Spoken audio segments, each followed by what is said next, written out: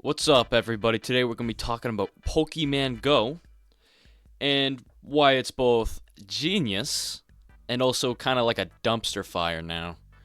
So, I got some personal experiences with this game. I used to play this all the time. I used to go back and forth on the exact same sidewalk and the exact same quote unquote path. I think it was basically every day for an entire summer when it was hot, you know? Back It wasn't 2016. I was way later to the trend. It was closer to like 2018, I want to say, 2019. It was before COVID. And me and a buddy would just go back and forth, collect Pokemans. We'd hit the same streets, same Pokestops.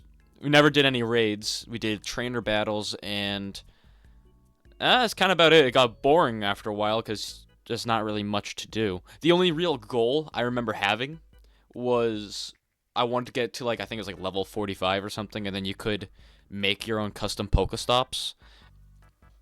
Anyways, this video I want to go over how Pokemon Go basically is like the pinnacle of AR games, or not necessarily AR games, but like those kinds of games where you roam around and explore the real world. But then also why they just kind of fumbled really hard on this game. Like they really ruined it. I also, though, I have an idea on how they could potentially fix it, and you could also technically use these tips for making like an open source equivalent to Pokemon Go. So, alright, but anyways, let's get into this. So, okay, so real world AR exploration is, I personally think, infinitely better than couch gaming for mainly two reasons. One, it's much better for your health. I'd argue it's better than VR. So I guess the ranking goes like this. So you got the couch gaming or the chair gaming, Then you go up a step. You got like the standing kinds of games. You can either do like those rhythm games like DDR. You got the VR games like Beat Saber. But then you got Pokemon Go. You literally go out and you hike, you walk throughout your local city, your local town to look for a bunch of ones and zeros on your screen. And don't get me wrong, it's a weird thing to do, but I think it is better to have a quote-unquote fake excuse to go out and get exercise than just telling yourself oh yes, I have to walk just to walk. It's better to tell yourself, oh, I get to go and collect Pokemon that are mega nostalgic to me. Let's go do that. Next up, social media meetups and raids, along with like community days. This stuff, it made you feel like you're a real Pokemon trainer, like there's all like back in like the 90s when Pokemon was actually like really, really big. Like people was like, I also kind of like this a lot is the Game Boy games. You get the link cable and you trade Pokemon, you'd battle Pokemon. That was fun, but now actually going out, meeting people and doing trainer battles, I think there wasn't actually any AR in the Pokemon Go battles because I never did them too often, and my phone that I played Pokemon Go on, sadly, it was too slow to run the AR with any sort of, reasonable frame rate or without totally draining my battery. But the point I'm trying to get at is you could do all this, you didn't have to set up a janky link cable, and, you got a somewhat comparable experience to the Game Boy games. And then it also made you feel like you're part of a team. This is why, so far, like, Pokemon Go was really good. And then, of course, you got the actual AR part. I've already expanded upon this, but Niantic, they took probably the best concept for a game. Like, they took Pokemon. That's like, the entire game is about exploring. And then they mixed it with something that works really well with it, and that's an AI, not an AI. There's something related to AI, but an AR experience where you literally explore your real world. They literally made something that can kind of somewhat breach or cross that gap and, cross-contaminate, And this also goes on to me saying that the game only really did well because of the Pokemon. If there was no Pokemon, the game would have failed. Just like I think there's like a Harry Potter thing. There's like there's a few other AR games. There's even Minecraft Earth. All these AR games failed because they just didn't have that good IP to really sell the idea of it. But anyways, now we need to go on to how it's actually primitive. The app UI, that's like probably the biggest thing. You look at it and you're like, this does not scream fun. At least when I imagine collecting Pokemon, I just imagine you're just wandering. You know, they come out of the bushes. You throw a Pokeball. If I were actually like in a Pokemon game or world or whatever it is. However, with these kinds of games, you kind of have to like look at your phone. You gotta just stare at it, follow it. It'll show you where the Pokemon are. And it's basically just like a glorified Google Maps clone. Next is the catch mechanics, that stuff. I know there's like you can like spin the balls in certain ways, and there's like a whole thing. I think it's probably as best as gonna get on like a mobile phone. But part of me thinks they should have also added like some form of almost like a Wii remote kind of thing where you either had like an external thing, like a physical Pokeball that you could throw.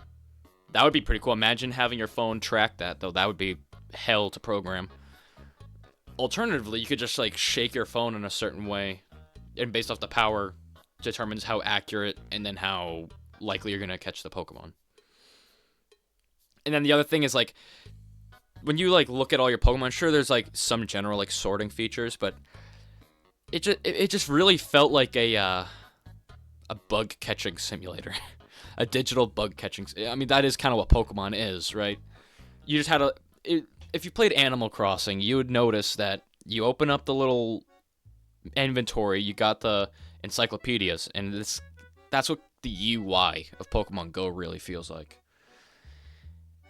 And it gets very repetitive. Imagine this, you're just walking back and forth on the sidewalk every day. And then you just, Pokemon, you tap it, then you just flick your thumb and you try and catch it.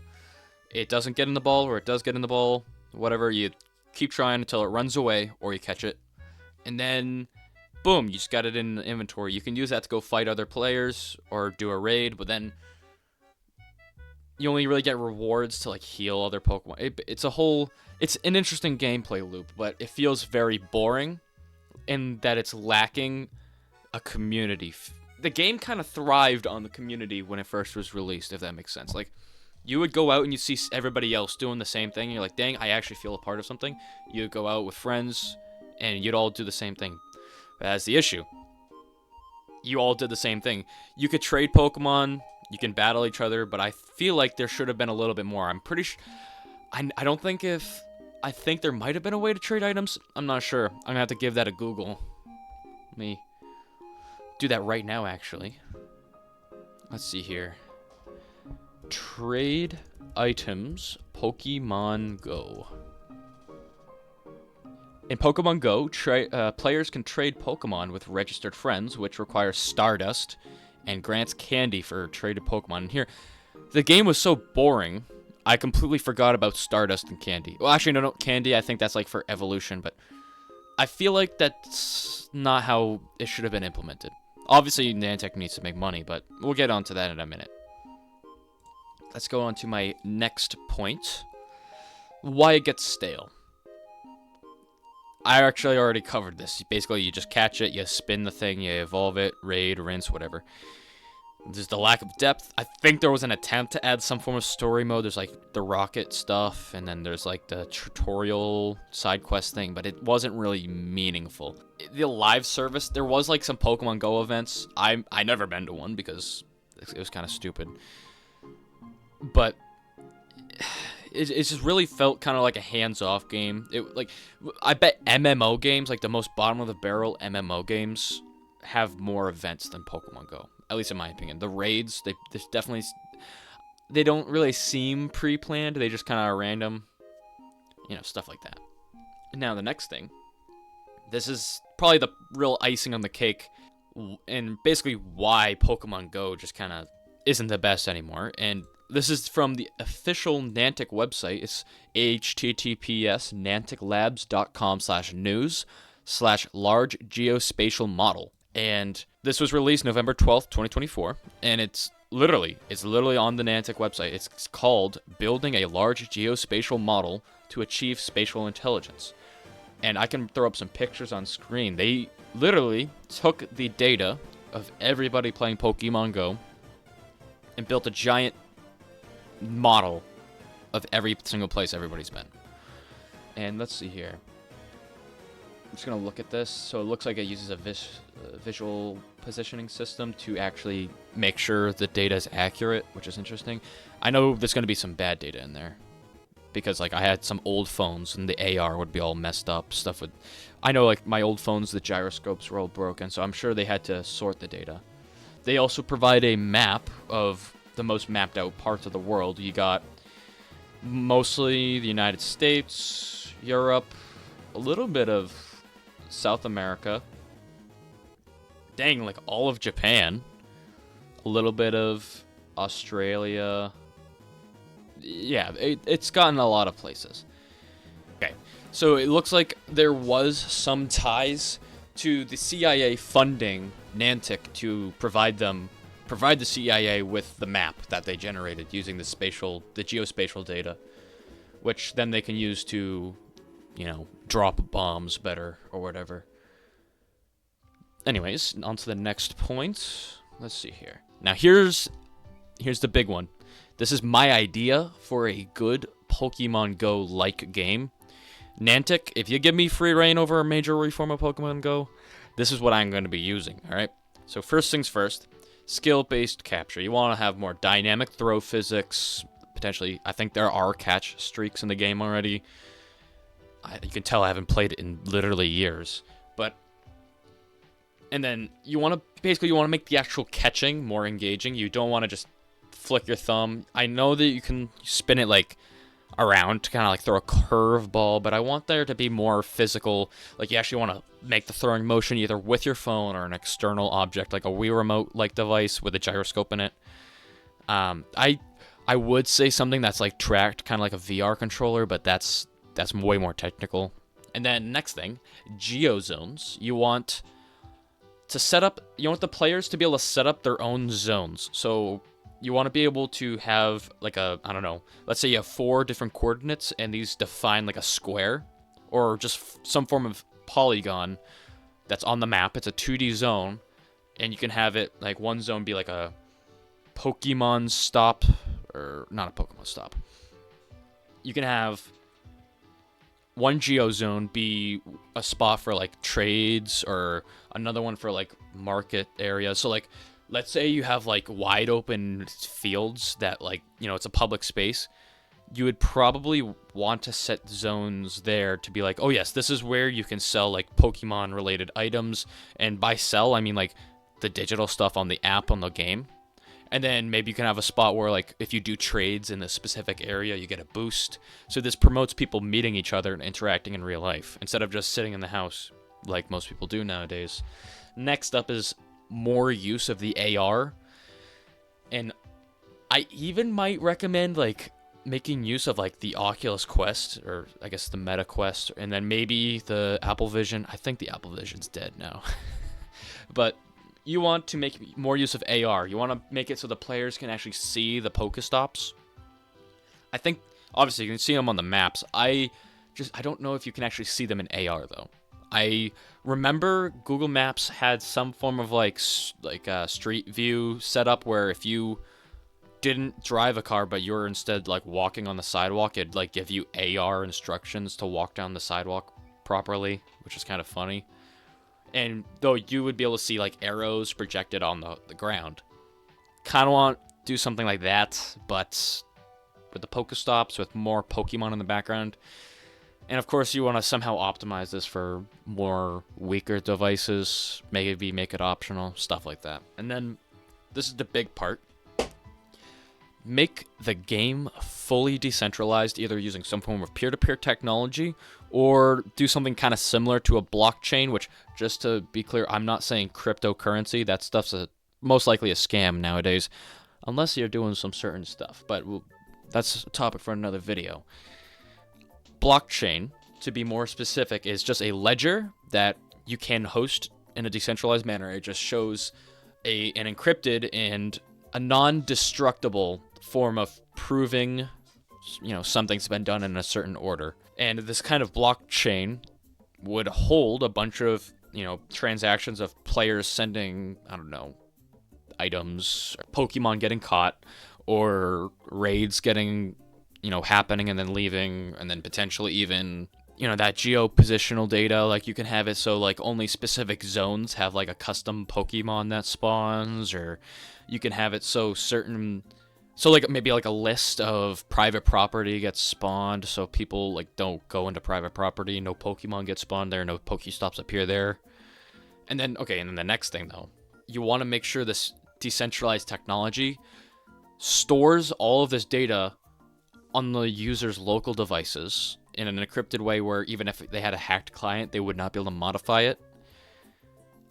And you want to make it so the data is only stored on devices that actually need that data. So let's say you got people over in Washington, D.C., they want to do a Pokemon raid. They don't need to be storing data for a raid that's happening in California. They don't need to do that. That's a waste of space, and it would take a lot longer for that data to get sent back and forth. You would want it to be cached relative to the location these events occur in. So, and then the next thing, though, is custom monsters. I'm thinking when a trainer reaches level 100, they unlock, like, a lab, and it's kind of like Spore or, like, a Mii Maker or something like that, where they can just make their own Pokemon. And maybe it's only, like, once every year, or maybe, like, once, or just, like, maybe they only get to make one Pokemon. And when they do make it, they can select a region on the map where it would spawn, and this allows for dynamic content. So, like, let's say Niantic gives up on the game.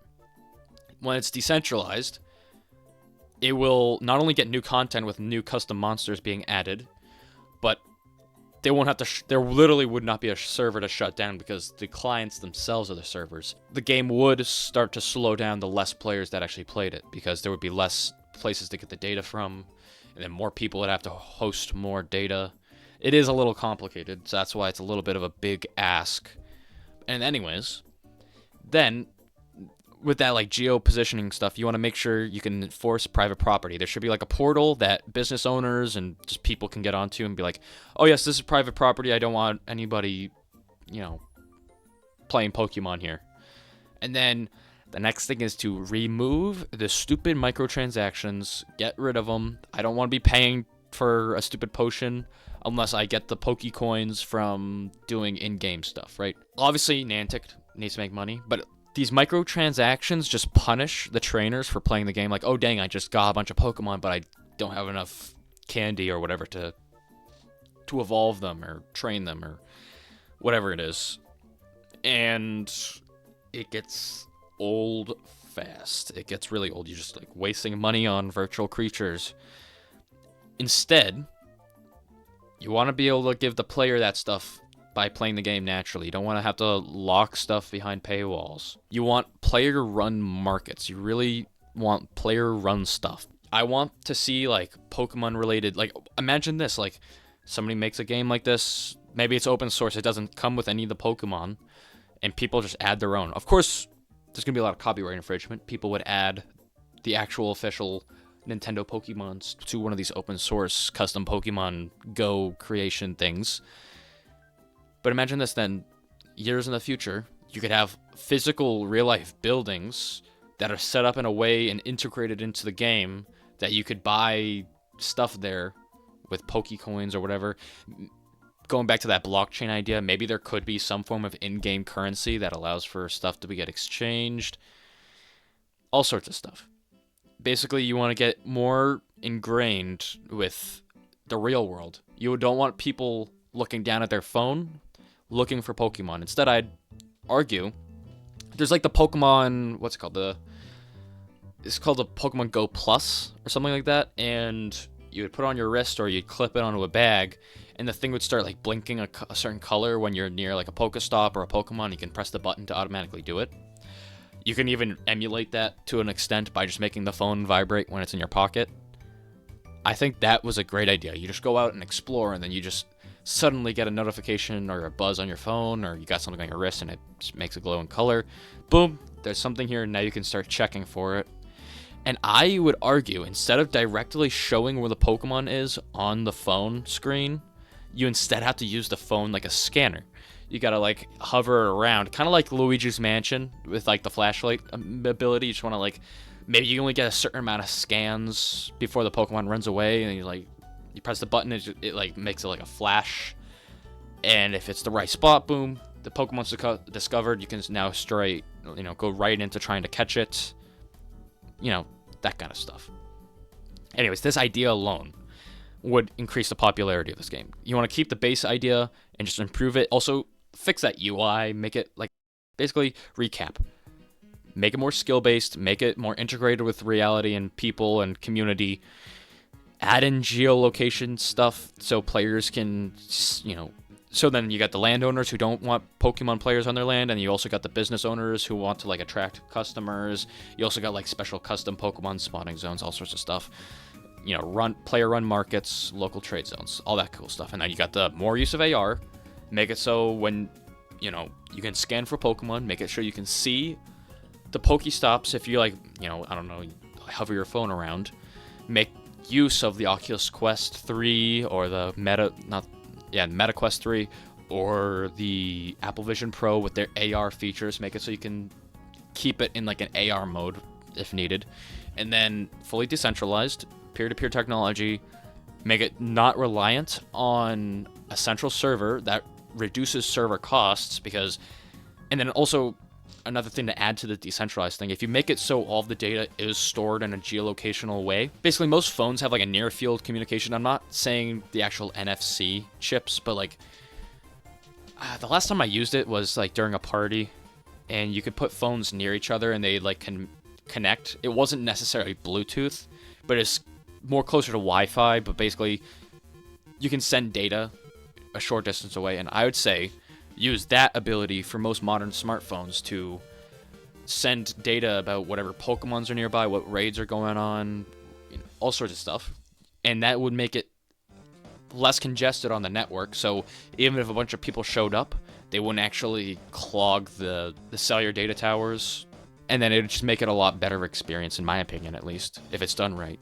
Add the ability to make custom monsters, remove the stupid microtransactions, promote more interactions. That's basically the gist of my idea. Next up, the UI. I've already went over this a couple times, but I need to reiterate. Whenever I get a hankering for the Pokemon Go, I'm like, dang, I would love to do that Pokemon Go. You like the idea of it. Oh yes, I get to be part of something. I get to go catch Pokemans, get to go meet people, have an excuse to get into the real world, give me some semblance of having a life. But Jesus, you see that menu, you see the UI, the game runs slow, your phone's already running hot, it's been running for 2 minutes, and you're like, dang, this game sucks ass, why did I even care? And now, let's see here, next thing. So this is why Pokemon Go is half-baked, this is why it's stupid, and then this is also why, or my idea on how we can fix it. Now, what features would you like to see in Pokemon Go? Drop it in the comments, or I'll find you in real life. And also, next video I'm thinking about making is about Microsoft and how they're doing the devil's work and shitifying Minecraft. You heard me right. I can go on a rant right now if I really wanted to, but Microsoft is fucking up Minecraft in a very bad way. They're in it for the long game as well. That's just a little teaser there for you. And now let's see here. Yeah, that was basically it. See you guys in the next video. Later, skaters.